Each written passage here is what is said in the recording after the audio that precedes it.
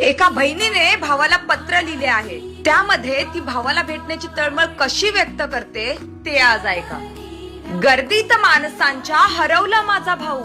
सांगणारे दादा तुला कोणत्या पत्त्यावर भेटायला येऊ. नको घरदार नको पैसा पाणी, देवाकडे सुखाची करते तुझ्या मागणी.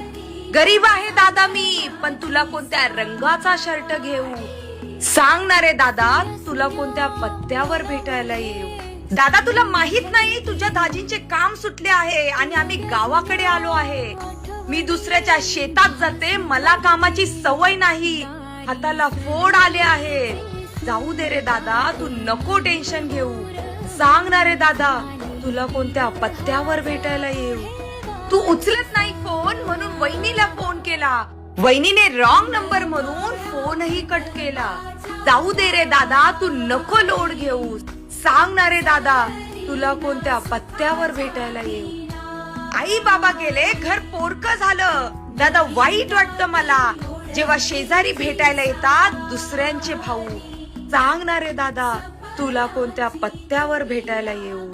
सांगणारे दादा तुला कोणत्या पत्त्यावर भेटायला येऊ. गावा माझा